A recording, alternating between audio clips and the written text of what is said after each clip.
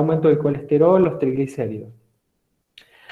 Quiero que piensen en esto. Comienza con hemiparesia leve derecha y afasia moderada. O sea que lo primero que tenemos que nosotros saber en un proceso o en un caso clínico de un paciente, si ustedes no escuchan o no ven algo, me avisan.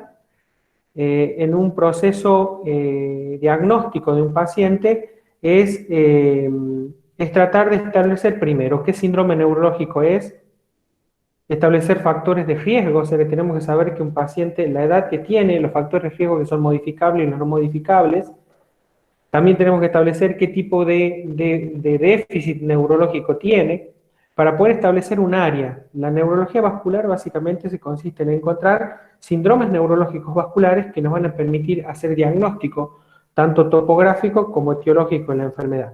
Entonces dijimos que tenemos que establecer primero quién es el paciente, la edad con sus factores de riesgo y establecer un cuadro clínico, lo que se llama diagnóstico neurológico.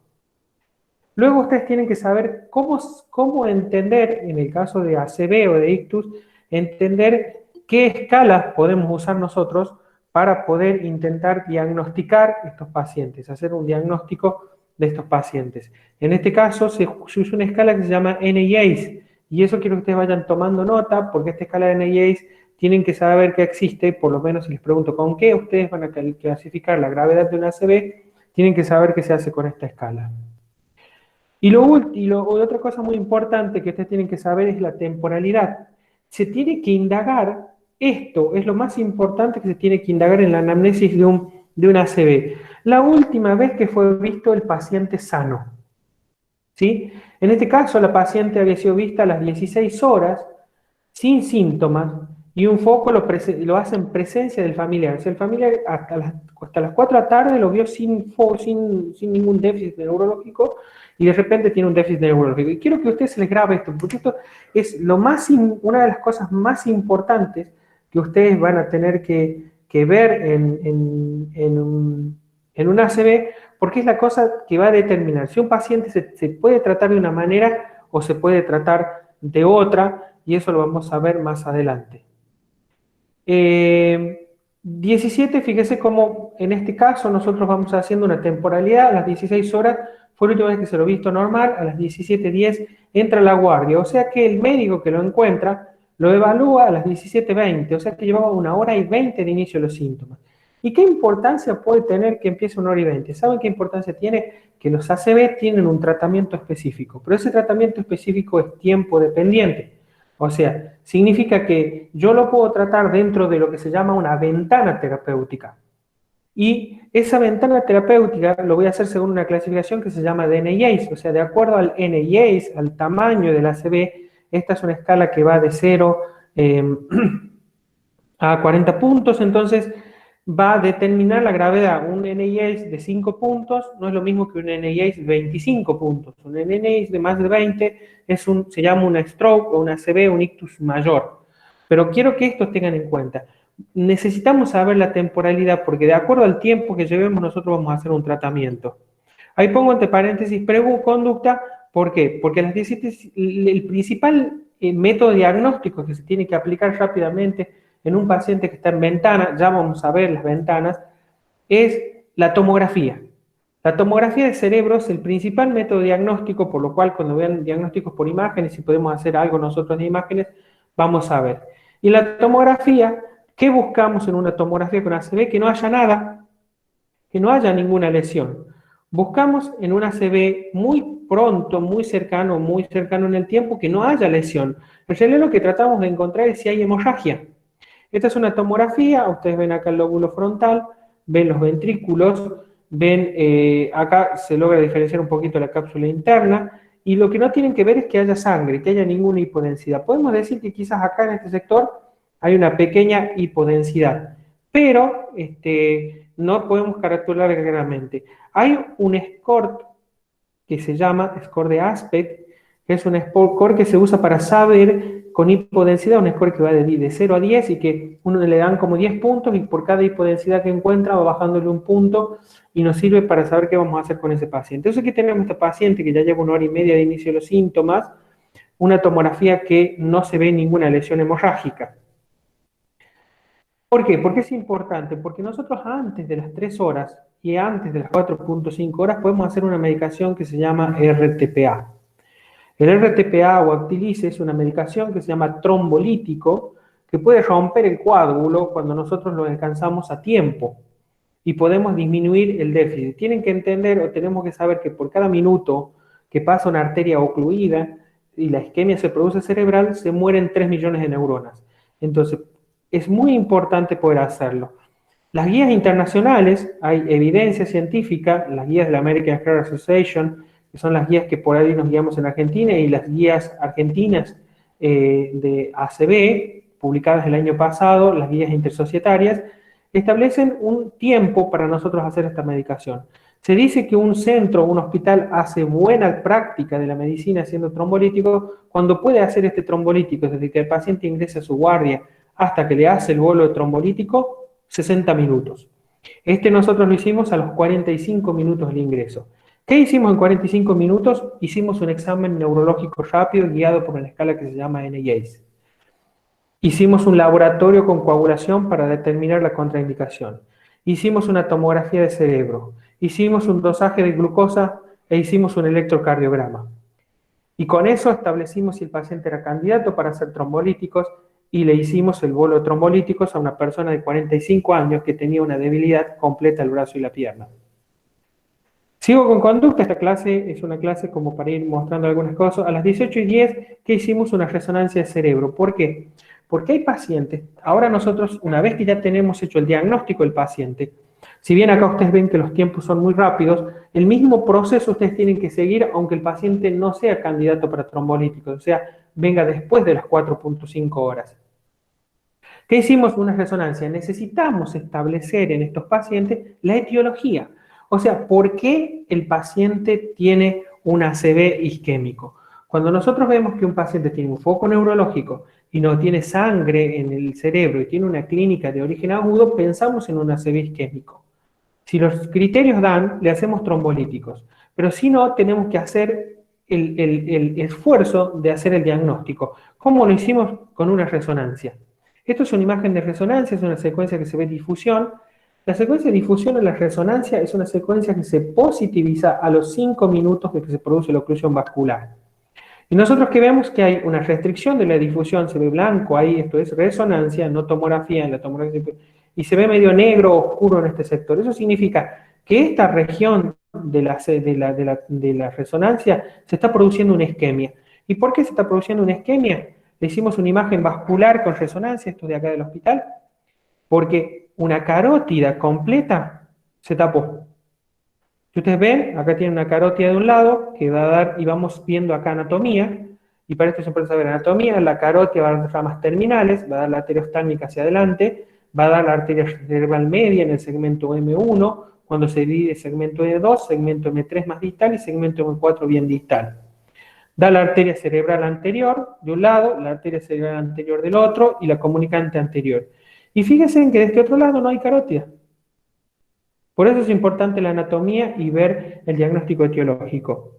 Acá ven las dos arterias vertebrales que se unen en el tronco basilar y van a dar las dos arterias cerebrales posteriores, que se comunican con el circuito anterior con la comunicante posterior, las dos comunicantes posteriores formando esto que es el polígono de Willis. Esa es la circulación encefálica, pero fíjense en que acá no hay carótida. Le hicimos una imagen del cuello con vasos sanguíneos, fíjense en el callado aórtico, viene la arteria subclavia, el tronco brachiocefálico, la arteria subclavia, acá la carótida está superpuesta con el subclavio. Fíjense cómo se divide, acá tenemos la carótida externa, y vemos la carótida interna que poco a poco se va afinando, y casi ni aparece al final hasta estar ocluida ahí en el final. Fíjense cómo se ve la carótida interna que está ocluida, no hay flujo. Fíjense cómo esta carótida interna tiene buen flujo. La carótida tiene un segmento C1, C2, C3 y hasta el C7, que es el último segmento. Esta carótida tiene hipoflujo en este lugar, lo que no se ve. Pero esta paciente tiene muy buena circulación colateral. Se le está llegando al cerebro sangre por otro lado. ¿Pero qué hacemos con esta paciente que llevamos 3 horas de inicio de los síntomas con una oclusión vascular y con un brazo y una pierna paralizada? Necesitamos reperfundirlo. La manera de reperfundirlo antes de las 4,5 horas es hacer trombolítico. es meterle una medicación para que el coágulo lo rompa este coágulo y se pueda abrir esa arteria y podamos salvar la mayor cantidad de cerebro posible. ¿Qué conducta? Lo que tenemos que hacer nosotros es llevarlo a hemodinamia, entrar en este caso, ¿no? Que ya le hicimos trombolíticos y no se desocluyó, todavía estaba tapada la arteria, le hacemos una punción arterial, entramos adentro del arteria, por medio de un catéter adentro de la arteria carótida, en este caso, entramos por acá, le ponemos un stent, que se llama stent retriever, que significa un stent es como una canasta, que se abre y puede sacar el trombo, y si no también podemos hacer tromboaspiración, que significa con un aspirador especial, aspirar el trombo de este lado. O sea, lo que hacemos es entrar, fíjense, y poder entrar a reperfundir una arteria, ¿sí?, de una paciente que tiene una parálisis, se puede hacer hasta 24 horas en ciertos pacientes. No vamos a ahondar tanto, pero lo que tienen que saber ustedes es que para poder encontrar un paciente que tiene un ACV, que está en ese momento, que está muriendo toda la arteria cerebral media, no le repercute, va a morir todo el territorio de la arteria cerebral media. El territorio de la arteria cerebral anterior está en este sector frontal, el territorio de la arteria cerebral media ocupa casi la mitad del cerebro y el territorio de la arteria cerebral posterior está en este lugar. Este se le va a ir muriendo a lo largo de las 24 horas la mitad del cerebro y va a quedar con un déficit a los 45 años, con posibilidad de estar en silla de ruedas y no volver a trabajar nunca más. Entonces tenemos que esforzarnos, si estamos a tiempo, en el caso nuestro, antes de las 3 horas y media, haciendo trombolítico endovenoso y entrando luego para destapar esa carótida y darle a esta persona una oportunidad para que pueda tener una vida normal. Ahora les voy a compartir, ¿sí?, mientras voy admitiendo a algunos chicos que han llegado un poquito tarde.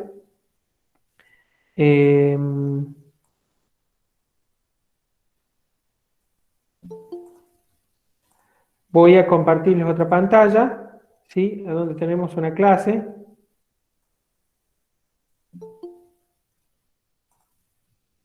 Que es esta clase, ¿la pueden ver ahí ustedes?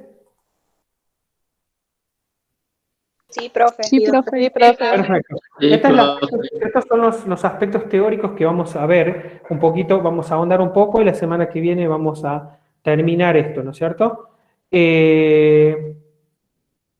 Accidentes cerebrovasculares. Ya han visto el caso clínico. He tratado de hacerlo para que ustedes lo puedan entender.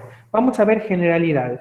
Vamos a tratar de conocer algo de la circulación, que ya hablamos durante el caso clínico. Ver algo de la epidemiología, definir ACV, reconocer factores de riesgo, aumentar la prevención primaria y secundaria, clasificar los eventos isquémicos en subtipos y, según evolución, reconocer signos y síntomas de la obstrucción arterial cerebral media, arteria cerebral anterior, arteria cerebral posterior, y utilizar herramientas diagnósticas apropiadas y considerar diagnósticos diferenciales. Así que ustedes tienen acá una imagen de la circulación encefálica. Yo ya les mostré, les hice un repaso cuando vimos el caso clínico. Las dos vertebrales forman la circulación posterior, que van a terminar dando la arteria cerebral posterior, que es esta. Esto es un dibujo obviamente fuera de escala. Y va a terminar dando la arteria cerebelosa inferior o anteroinferior, ¿sí?, la arteria cerebelosa inferior, la arteria cerebelosa anteroinferior, la arteria cerebelosa superior. En realidad esta se llama posterior-inferior o pica, esta se llama AICA, arteria cerebelosa anteroinferior, y esta se llama arteria cerebelosa superior. Y luego la arteria cerebral posterior. Por el circuito anterior viene la carótida y va a dar una rama principal, que es la arteria cerebral media. Luego va a dar la arteria cerebral anterior y la comunicante posterior se va a unir con la cerebral posterior para cerrar lo que es el circuito de Willis. Ustedes tienen, estos son, por ejemplo, esto es el segmento A1 de la arteria cerebral media, la carótida de la rama, que es la arteria cerebral media, M1, luego va a dar el segmento M2 y al final la ramificación M3 y las ramificaciones distales M4. En el segmento M1 va a dar vasos cortos, que se llaman vasos estriatocapsulares. Son esos vasos que están acá en la región M1 de la arteria cerebral media, y esto es A1 de la arteria cerebral anterior. Cuando nosotros tenemos una oclusión arterial en este segmento, se produce una muerte de todo el territorio que irriga la arteria cerebral media. Con respecto a la circulación venosa, porque ACV los infartos que se producen por oclusión por trombosis venosa profunda. Tenemos el seno venoso longitudinal, que va a terminar en los senos transversos para emerger por las yugulares. Acá tenemos el seno venoso longitudinal o sagital inferior. Tenemos lo que se llama el seno recto, y tenemos los senos que se llaman que es el seno cavernoso, y los senos petrosos superiores y los senos petrosos inferiores. Básicamente son distintos senos que van a llevar la sangre hacia drenar desde el cerebro. Esto es lo que habíamos hablado hace un rato. Fíjense en cómo esto es un corte cerebro a nivel de protuberancia. Ustedes pueden ver cómo el territorio amarillo que se ve es lo que es correspondiente a la arteria cerebral media, ¿sí? Y el territorio rojo la arteria cerebral anterior, y el territorio verde la arteria cerebral posterior. Y acá tienen a la pica, a la aica, los distintos relaciones a nivel del cerebelo, cómo se irriga la pica, el sector que irriga la aica, el sector que irriga la cerebelosa superior. Si vamos en otro corte más arriba, fíjense en cómo la arteria cerebral media en amarillo es la que irriga la mayor cantidad de cerebro, mientras que la anterior irriga la parte anterior y en la convexidad, y la posterior la región de la visión. Ahí fíjense, si vamos en un corte más alto, como la cerebral media irriga casi todo el territorio, y fíjense en la parte más alta como la cerebral anterior irriga bien la parte de la convexidad hacia arriba, y la cerebral anterior, la cerebral posterior irriga todo lo demás hacia adelante. Fíjense, el ACV es la tercera causa de muerte a nivel mundial. En la Argentina hay entre 60 y 70 mil ACV por año, un ACV cada 4 minutos. La causa principal de discapacidad, y en Estados Unidos es la quinta causa de muerte gracias a las campañas de educación. La OMS define el ACV como el déficit neurológico de origen central, de tipo focal o global, de comienzo agudo, que dura más de 24 horas o que lleva a la muerte sin otra causa aparente que un evento vascular. El 80% de estos ACV son isquémicos. Acá tenemos una tomografía en la que ustedes pueden ver una tomografía con un ACV isquémico, en la que pueden ver esta gran área, fíjense que corresponde al territorio de la arteria cerebral media, la cual se infartó y generó un gran infarto. Esto ya es una tomografía que lleva más de 24 horas, con un gran edema cerebral. Esto se llama infarto maligno de arteria cerebral media y es tremendamente mortal. Y en este otro lado tienen un gran hematoma cerebral, que también produce una lesión cerebral catastrófica que probablemente lleva al paciente a la muerte cerebral o al estado vegetativo. Para clasificarlos a los ACV nosotros usamos el sistema de Oxford de clasificación, y me gustaría que es el que puedan ustedes aprender, pero pueden aprender de otra forma. Vamos a ver una ACV total o un ictus total de la circulación anterior, y ahí tenemos distintos síndromes: el déficit sensorial o motor contralateral, hemianopsia homónima o disfunción cortical superior. La disfunción cortical superior incluye la disfasia o afasia y alteración visoespacial. El ACV parcial de la circulación anterior, que podemos tener déficit motor o sensitivo contralateral, estamos hablando de debilidad de un lado, o sea, hemiparesia. Cuando ustedes tienen que entender un déficit anterior, tienen que empezar a pensar en las funciones que tiene el cerebro en la región anterior.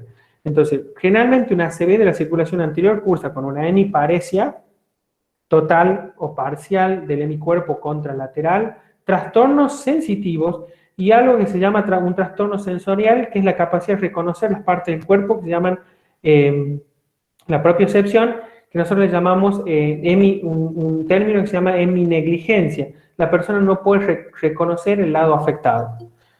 Y eso es típico de una disfunción cortical, lo mismo que la afasia, que es el trastorno del lenguaje. De ahí tenemos el ACV de circulación posterior, que es una hemianopsia, puede producir, generalmente, recuerden, la circulación posterior irriga la parte posterior del cerebro, entonces trastornos visuales son los principales, por eso es hemianopsia, signos del tronco encefálico, o sea, hay que buscar pares craneales, y la circulación posterior da todas las cerebelosas, las arterias cerebelosas, tanto la pica, la aica, como la arteria cerebelosa superior, o sea que vamos a tener síntomas cerebelosos. Y luego tenemos los déficits lacunares. Los déficits lacunares son 24, chicos. Los más importantes son estos: déficit motor puro, déficit sensitivo puro y déficit sensitivo motor. Luego tenemos uno que se llama ataxia mano torpe, que es otro déficit también que es frecuente. Pero básicamente si tenemos una ACV completa de circulación anterior, con una hemiparejía, una hemiparesia de un lado, si tenemos parcial, o sea que puede aparecer uno u otro síntoma, si tenemos de circulación posterior, donde aparecen los síntomas visuales, los trastornos del tronco. Recuerden que el centro de la desviación de la mirada se encuentra en el lóbulo frontal. Por lo tanto, la desviación tónica de la mirada, o sea que el paciente mira al lado de la lesión, es un síntoma de la región anterior, de la región frontal. Podemos clasificar las enfermedades según lo que es el NINGS. En 1990, la enfermedad sintomática, disfunción cerebral focal, demencia vascular y encefalopatía hipertensiva. Entre la disfunción cerebral focal tenemos los ataques isquémicos transitorios y los ictus. Los ataques isquémicos transitorios, ¿cómo los definimos a los ataques isquémicos transitorios? Un episodio isquémico focal de duración inferior a 24 horas. Esa es la vieja nomenclatura que teníamos.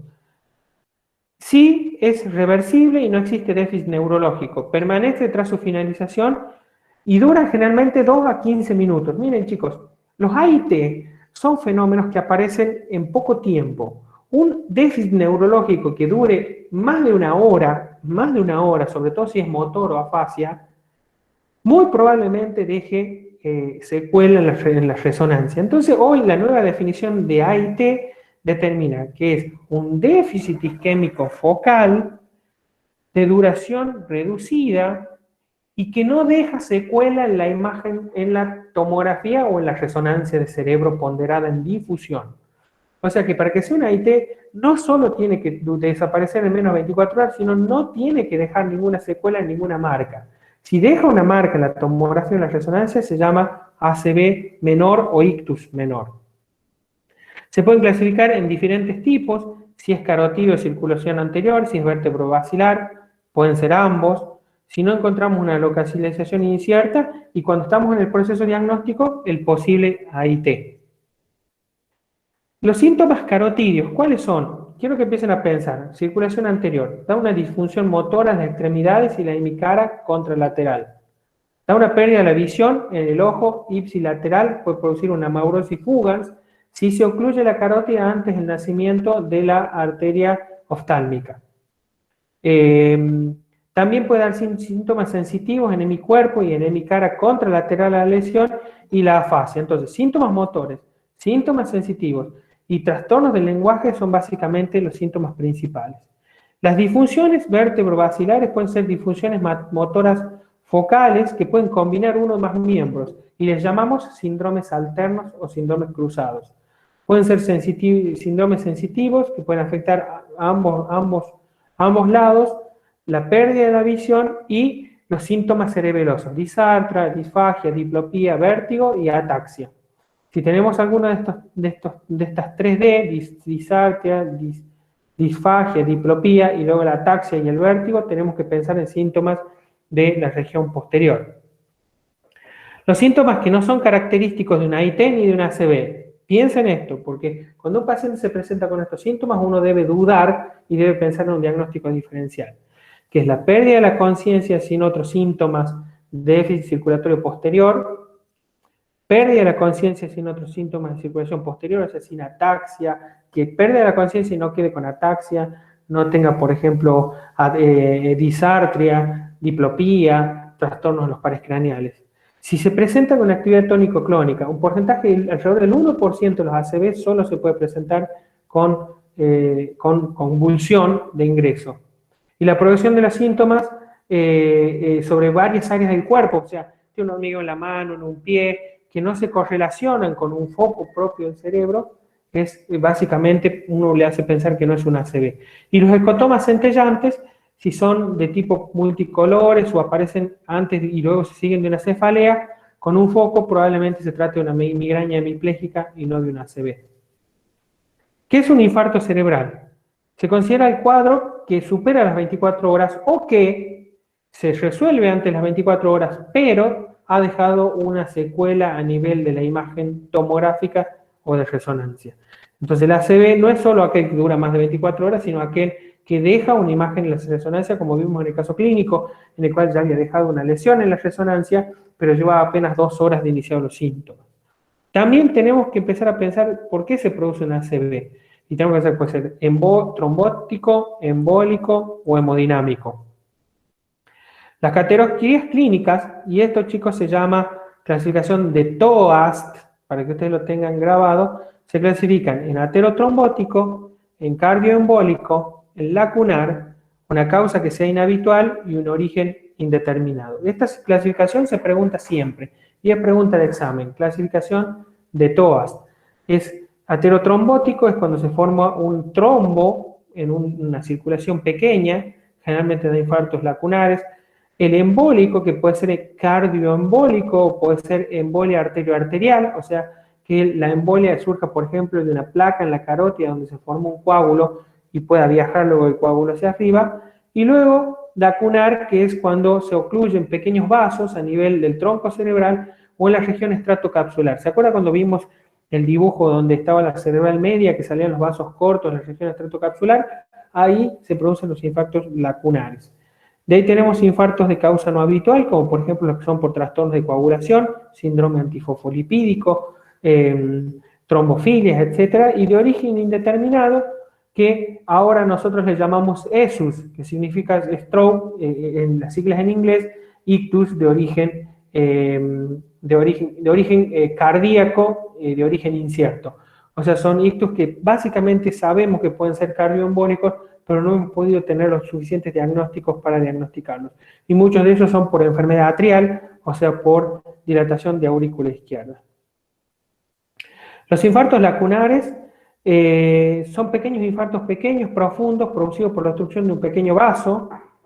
¿Sí? Un vaso, por ejemplo, este vaso pequeño se puede ocluir y va a dar un infarto redondeado, menos de 15 milímetros de tamaño, que va a determinar un déficit focal o un déficit característico, que ya los vimos, por ejemplo, el déficit motor puro, el déficit sensitivo puro, el déficit sensitivo motor y el déficit que se llama ataxia mano torpe. Cuando solo hay un déficit motor puro, no hay un déficit del lenguaje, no hay un déficit de lo sensorial, por ejemplo, de una sola mano, de un solo brazo que cae, uno puede pensar que eso es un infarto lacunar. Constituye entre el 15 y el 22% de los infartos, se da en personas añosas porque la principal causa es la hipertensión arterial.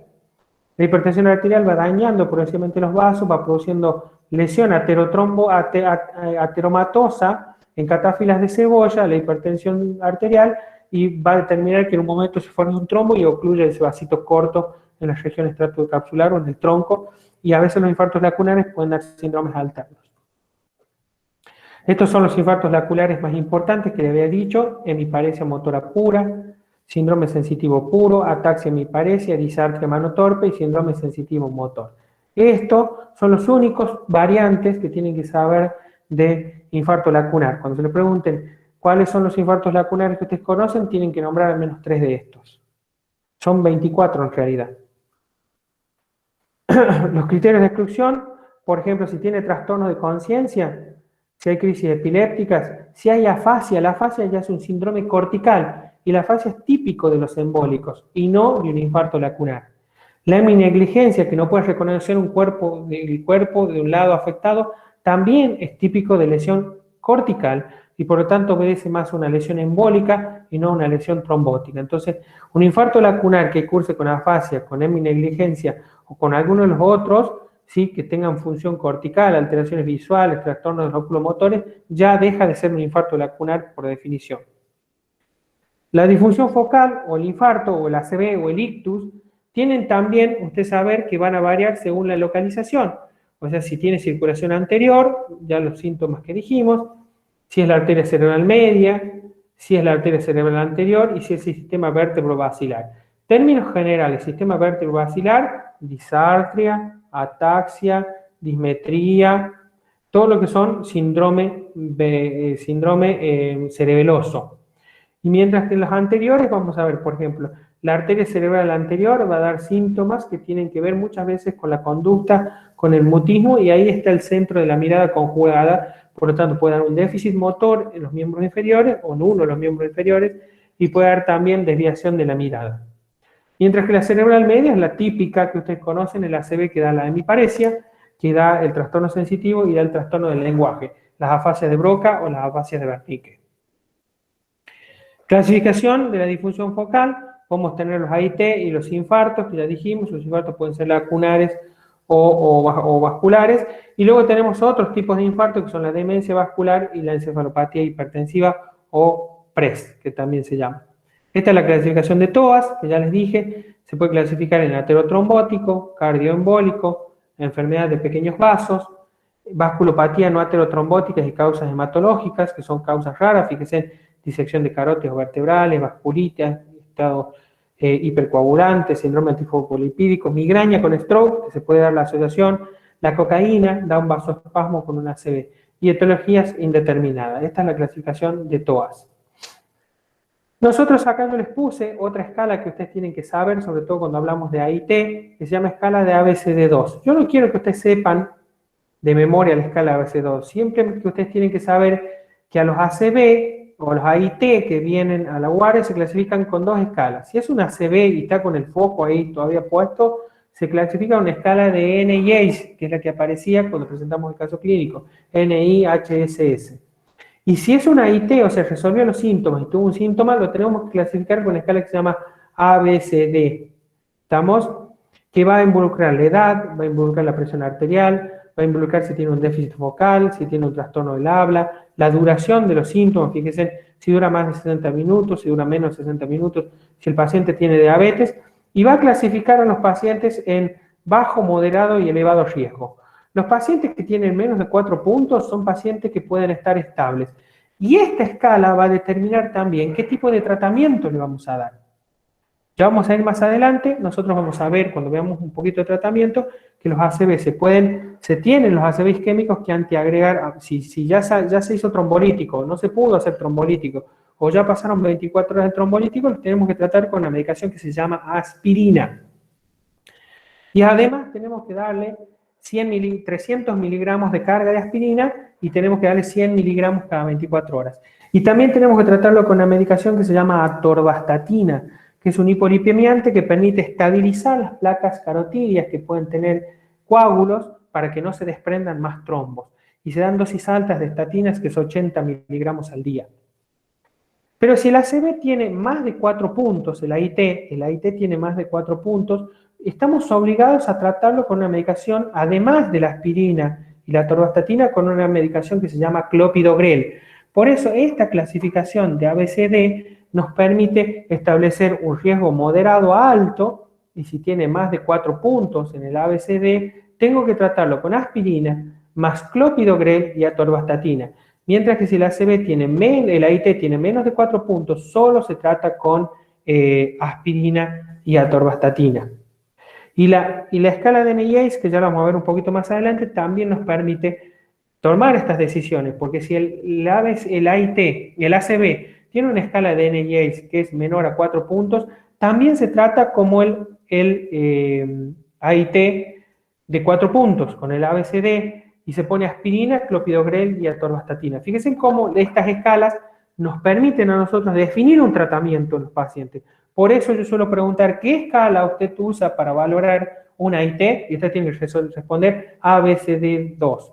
Y cuando les pregunte, ¿con qué escala usted valoraría una ACV? Usted me responde escala de NICE o NIH, como quieran decirlo. ¿Estamos de acuerdo? Estos son, si ustedes quieren después repasarlo cuando vean el video, estos son los síndromes neurológicos que ustedes tienen, pero los que hablamos, si son síndromes posteriores, como está el vértigo, la ataxia, la diplopía, si son el nistagmus, los trastornos oculares, distraxia y apraxia, y si es circulación anterior, como hay parálisis, trastornos de incontinencia urinaria, mutismo, a veces en cerebral anterior, todos los déficits que corresponden a la lesión cerebral anterior, y la cerebral media, como aparece la hemiplegia, la afasia, la hemianopsia, la apraxia. Esto lo pueden repasar para tener más o menos la clasificación de lo que ya veníamos hablando. Ahora, deterioro cognitivo de origen vascular. Tenemos demencia vascular, enfermedad de Binswanger y demencia multiinfarto. Son tipos de demencia que quizás la vamos a repasar cuando veamos lesiones, tratamiento o vascular superior. O sea, cuando veamos funciones mentales superiores, que es una clase que también me toca hablar. La demencia vascular, chicos, es una demencia que dice que es aproximadamente el 10 al 20% del total de las demencias. Eso está en repaso. Se está viendo que las demencias vasculares son mucho más frecuentes, incluso llegando a casi igualar al trastorno de enfermedad de Alzheimer en el diagnóstico de demencia. La demencia, el Alzheimer es la más frecuente, pero las demencias vasculares son las segundas en frecuencia y producen deterioro intelectual. Y cuando uno clásicamente les hace caídas, trastornos en la marcha, olvidos, trastornos en el comportamiento, y cuando uno les hace una tomografía o una resonancia, ve lesión vascular perivascular, nosotros le decimos lesión leucoaraiosis perivascular, que se correlaciona claramente con lesiones a nivel con los trastornos. Se llama isquemia subcortical. Los signos, fíjense en los subtipos, tenemos demencia vascular cortical o multiinfarto, y eso va a depender, de acuerdo a los tipos de localizaciones, los distintos tipos vasculares o mecanismos vasculares que se dan. Pero básicamente son infartos silentes que van produciendo luego deterioro cognitivo, y a veces son ACV que se establecieron en un tiempo y van a determinar en un futuro demencia. Por ejemplo, un paciente que ha hecho varios ACV y que luego comienza en la edad adulta, 60, 70 años, con trastornos cognitivos como demencia. La encefalopatía hipertensiva es una alteración que se produce por alteración de la barrera hematoencefálica en una crisis hipertensiva extrema, en la que se produce edema cortical y se produce lo que se llama PRES, que se llama encefalopatía posterior reversible, y que va a determinar por cifras diastólicas mayores a 140, y que en ese momento nosotros superamos la capacidad del cerebro de soportar la presión y se produce un edema cerebral que pueden asociarse a crisis epilépticas, a signos focales neurológicos, pero por sobre todo a signos visuales. La encefalopatía posterior reversible, si bien tiene nombre de posterior reversible porque su mayor frecuencia es en el lóbulo occipital, puede darse en cualquier lugar del encéfalo, principalmente en la región de la ínsula, determinando afasia y una hemiparesia, o en la región frontal. Bueno, vamos a hacer un repasito de ACV agudo, muy poquitito, y luego ya vamos a terminar en unos 5 minutos, y la clase que viene vamos a terminar de hacer y vamos a ver lo que es ictus agudo y algo de tratamiento agudo del ACV y lo que es fibrinolisis, y vamos a hacer hincapié algo en imágenes. Ahora vamos a ver un poquito. Esto es un estudio que hicimos acá en la provincia de La Rioja, desde el 2017, habíamos incluido 20 pacientes con ACV isquémico agudo, y nosotros establecimos en ese tiempo, esto lo publicamos en el 2017, que había 3,08 consultas, cada 1000 consultas por ACV, con una media nacional de 2,7, la nuestra de 3,08. El 60% de los pacientes había consultado antes de las 3 horas, en un estudio comparativo que hicimos con el doctor Ortiz de la Universidad de Miami, en la Universidad Católica de Córdoba. Nosotros establecimos que en Córdoba había una mediana de 9,48, acá aparentemente los pacientes llegan mucho antes hacia la sala de consulta, y el tiempo promedio de llegada de la ambulancia al domicilio fue de 43 minutos. Esto es en La Rioja. Fíjense, en tres casos fueron dados de alta de un servicio de emergencias, aún presentando los síntomas que luego lo llevaron a la internación. O sea que hay un déficit, hay ciertos médicos en las guardias o personal que no estamos entrenados lo suficiente para detectar un ACV, y a pesar de que es un ACV que se debía internar, fueron dados de alta desde la guardia. Fíjense en los tiempos, 7,16 minutos fue el tiempo que tardó la ambulancia, y los días de internación promedio fueron de 8,5 días. Y hay una escala de discapacidad que también la tienen que saber ustedes cuando hablemos ya de rehabilitación del ACV, que es la escala de ranking. La escala de ranking va de 0 puntos a 6 puntos, 0 puntos es ningún déficit neurológico, y 6 puntos es el paciente está muerto. O sea que un paciente con 5 puntos ranking es un paciente con un severo déficit neurológico, postrado, que no puede caminar, y un paciente con un ranking de 1 es un paciente casi autoválido que tiene un déficit menor. Fíjense en la escala de ranking que nosotros tenemos, 3 puntos promedio en La Rioja, o sea que nuestros pacientes están quedando discapacitados, eso en el 2017. ¿Qué está pasando? Algo nos está pasando. Nosotros en La Rioja hasta el año 2017 no estábamos tratando los ACV en agudo. No había nadie quien trombolice a los pacientes antes de las 3 horas. Fíjense, pacientes que estaban entre las 0 y 3 horas, entre las 3 y 4,5 horas en las consultas, que serían este grupo, y este grupo, un gran grupo de pacientes, no eran tratados, por lo menos no eran ni siquiera evaluados para ver si podían tratarse y dejarlos sin déficit. O sea, simplemente en La Rioja dejábamos a los pacientes evolucionaran y por lo tanto tenemos una gran cantidad de pacientes muy dañados y un porcentaje alto de pacientes que quedan con un déficit que no les permite trabajar y con dependencia. Y solo un porcentaje menor de pacientes quedaban sin lesiones después de una ACV. Esto es un estudio que nosotros hicimos en la ciudad de Córdoba, y fíjense cómo se pudo enrolar a terapia trombolítica a muchos pacientes en Córdoba, en donde yo trabajaba. Teníamos un centro stroke de ictus, en donde trombolizábamos a los pacientes y podíamos llegar a los pacientes que lleguen para que les podamos hacer el trombolítico y dejarlos sin cosas. Es un estudio que está publicado en la Universidad Católica de Córdoba en el año 2016. ¿Qué pasó? Los cardiólogos siempre fueron adelante nuestro. Los cardiólogos, ellos hace mucho tiempo que a los pacientes con infarto de miocardio rápidamente los llevan lo consultan hacia un servicio que pueda tratarlos, ya sea con estreptoquinasa para trombolizarlos o metiéndose con un catéter por hemodinamia. Y nosotros los neurólogos no lo hicimos, a pesar de que en el año 2005 se publicó el primer artículo que establecía que podíamos hacer una medicación que se llama RTPA. O sea que desde el año 95, que en La Rioja hasta el año 2017 no teníamos un tratamiento. ¿Cuál es el concepto, chicos, del ACV isquémico? Que nosotros se ocluye una arteria de las que hablamos, que puede dar cualquier síndrome de los que vimos, y va a generar una área un área central que se llama core, que generalmente no se ve en tomografía, sino se ve en resonancia. Ese centro o core es el que se muere inmediatamente en los 4 minutos de que se produce la oclusión arterial y ya se ve en la resonancia. Pero luego quedan distintas áreas de la periferia que tienen cierta irrigación y que están sobreviviendo apenas, pero si los dejamos pasar 24 horas o más, esos pacientes se les va a morir esa área del cerebro y van a quedar secuelados. Entonces, ¿qué tenemos que hacer nosotros? Desocluir el vaso o la arteria ¿para qué? Para ganar esta área de penumbra. Esta área de penumbra es la que nosotros podemos ganar y que el paciente no quede tan secuelado. Fíjese, entre la primera y las 3 horas se produce la hipoxia.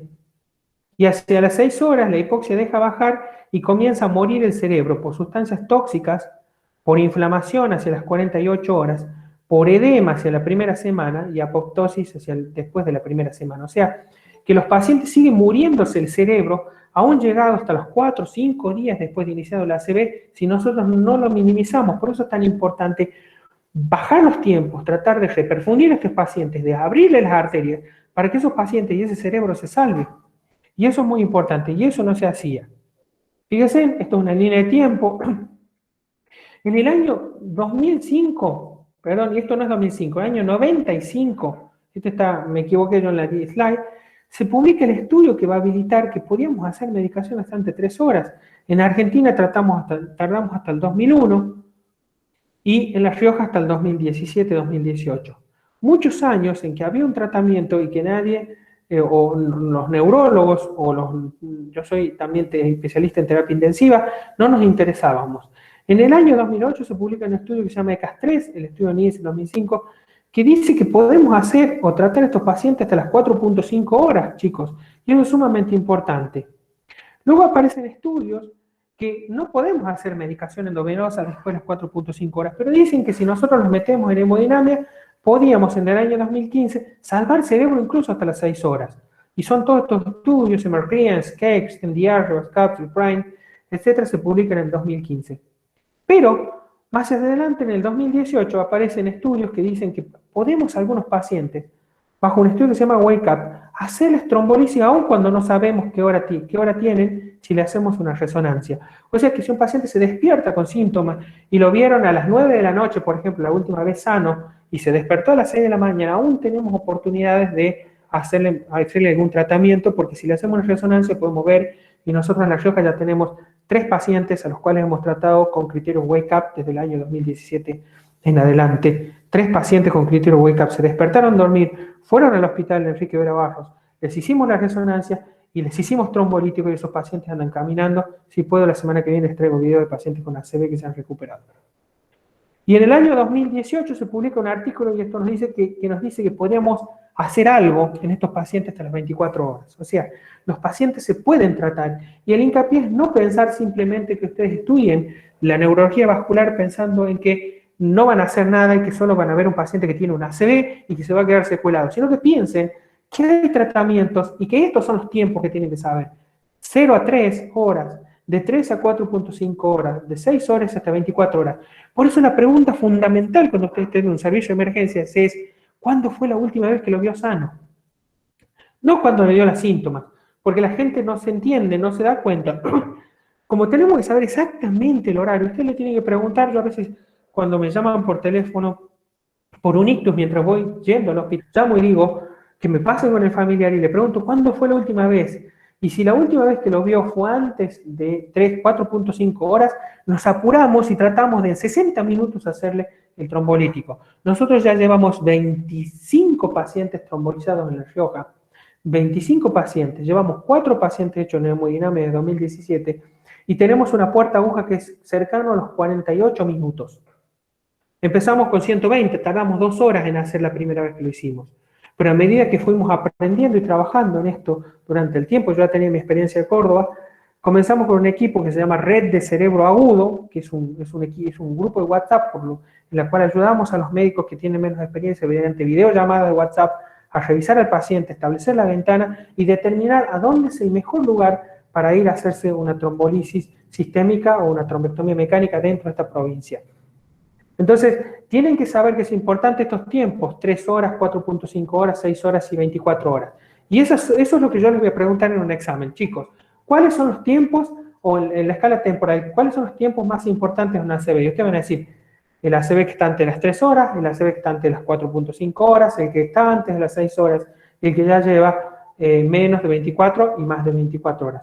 Porque en cada etapa el tratamiento va a ser diferente, que lo hará el neurólogo, lo hará el intensivista, el emergentólogo, pero ustedes tienen que poder determinar eso en forma fehaciente. ¿Sí?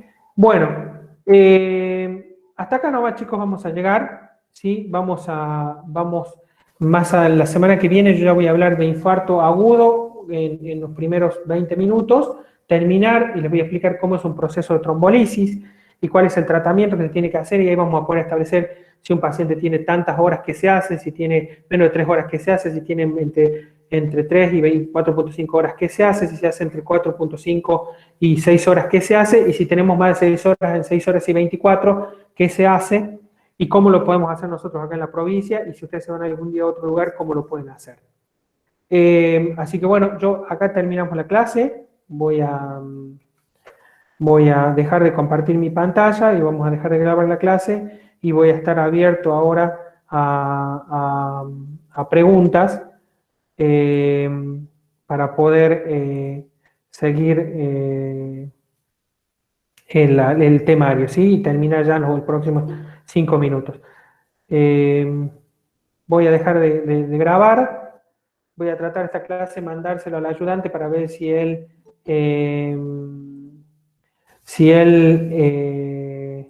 puede